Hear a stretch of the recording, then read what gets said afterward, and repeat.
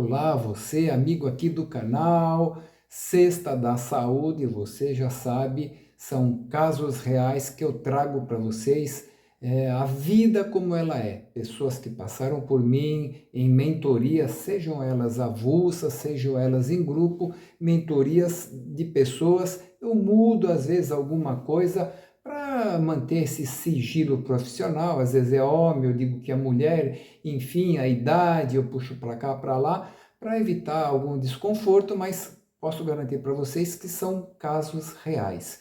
E hoje eu trago um caso para você de uma pessoa de 60 e poucos anos que me procurou e no dia que a gente faz o primeiro contato, que a gente chama de anamnese, nesse dia ele não comentou nada, um homem não comentou nada sobre enxaqueca. Depois, ao longo das semanas, que eu descobri que a enxaqueca era um problema bastante, até certo ponto, severo para ele. Perdia qualidade de vida com isso, mas ele não mencionou nessa anamnese, nessa primeira conversa inicial.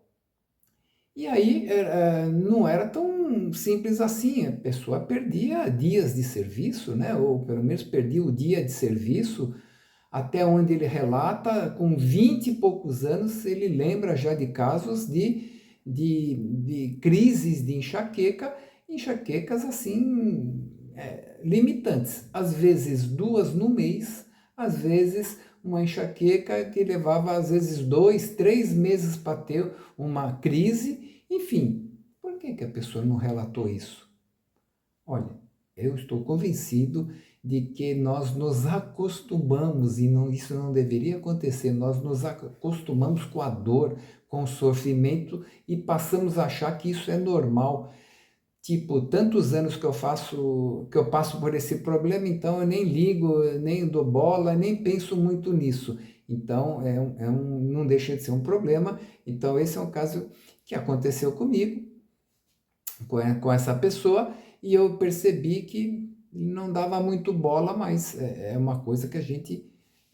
enfim, entramos com o protocolo e, à medida que o tempo foi passando, essa pessoa foi melhorando outras coisas, nem lembrava mais da enxaqueca. Esse é um caso que eu acompanhei e mantive contato. Por que eu digo que eu mantive contato? Porque as pessoas que a gente vai atendendo, seja mentorias individuais ou em grupo, o que acontece? A pessoa troca de telefone, eu faço esse meu contato com as pessoas online, você sabe disso. Então, muitas vezes a pessoa troca de telefone, sai daqueles grupos, seja do WhatsApp, enfim, por uma série de motivos, muitas vezes a gente perde o contato, mas esse caso aí é uma pessoa que eu conversei com ela no ano passado, no final do ano passado, e conversando com ela, lembrei a tal da enxaqueca. Segundo ele, não teve, há muito tempo que ele não tem nada de enxaqueca, zerou isso. Ele lembra que pelo menos no ano passado, em 2025, não teve nenhuma dor de cabeça, nem enxaqueca muito menos, mas nem dor de cabeça ele teve. Aí fica a questão, muitas pessoas me perguntam, qual foi o recurso que foi utilizado, que ele utilizou para se desenvolver? Porque a gente não dá curso, nós não damos aula, nós damos mentorias, nós acompanhamos a pessoa. Porque a aula a pessoa assiste um vídeo, assiste na internet, estuda um livro, nós acompanhamos e vamos ajustando. Ninguém começa tudo de uma vez. A pessoa vai patinando aqui, patinando ali, a gente vai ajustando. Então, o que aconteceu com esse meu cliente? Ele foi ajustando, foi adaptando, chegou um momento que talvez para mim seja interessante saber, mas para ele eu me questiono. Por que parou as crises de enxaqueca? Talvez porque ele eliminou o glúten? Já vi estudos de pessoas com problemas de enxaqueca que ao eliminar o glúten, pode ter sido isso? Pode. É certeza? Não. Será que o HIIT, o exercício aeróbico intenso, fez circular sangue na cabeça, fazendo com que ele melhorasse a circulação e resolveu o problema por causa do HIIT e do aeróbico? Pode ser.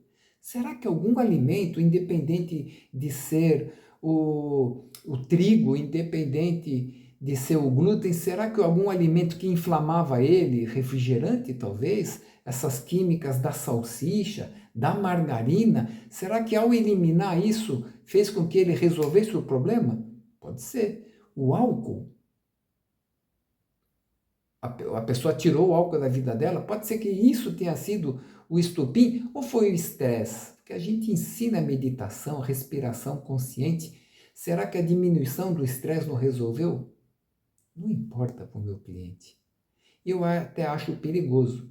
Ah, foi o glúten? Ah, beleza, então não vou comer mais glúten, então eu nunca mais vou ter problemas. Mas aí eu vou continuar comendo salsicha, vou continuar tomando refrigerante. Não é esse o caminho, né? Ah, vou parar de fazer o HIIT porque meu problema era o glúten, ou meu problema era a lactose, ou era o álcool, eu eliminei o álcool, então eu vou continuar comendo pão francês, tomando leite. Então perceba que para o cliente muitas vezes não importa muito saber, chega um momento que você não sabe, que você resolveu esse ou aquele problema por causa desse ou daquele recurso. O importante é colocar em prática os recursos da saúde e não importa, no meu modo de entender, porque o glúten pode estar te prejudicando na enxaqueca. Se você continuar comendo glúten, ele vai fazer mal para outras coisas. Talvez não seja o problema da enxaqueca, pode ser o estresse. Esse meu cliente não podia tomar sol muito forte que dava enxaqueca. Certos alimentos que ele não sabia identificar qual dava enxaqueca, estresse e uma série de coisas, uma vida de limites. Então, é importante a gente saber disso. E por que, se eu não cuido de doença, por que eu quero saber se a pessoa tem enxaqueca? Gente, é importante. Porque sabendo, eu uso o quê? Como termômetro. À medida que a pessoa vai avançando nos recursos da saúde, a gente vai vendo as doenças diminuírem e a grande maioria dessas doenças que vieram com o passar do tempo, com o passar dos anos, essas doenças muitas vezes zero. Algumas diminuem drasticamente a tomada de medicamentos, uma minoria, mas a maioria zera, a pessoa fica, não se usa muito o termo curar, e sim, são outros termos que a medicina gosta, ela diz que houve uma remissão, é apenas um termo, mas assim, houve uma remissão completa da doença, e é importante porque se a pessoa me diz, por exemplo, que tem uma artrose de joelho, eu vou orientar ele a não correr numa esteira, por causa do impacto, num primeiro momento, eu vou orientar a fazer uma bicicleta ergométrica. É importante eu saber que meu cliente, por exemplo, tem intolerância ao ovo. Eu não estou preocupado com doença, mas são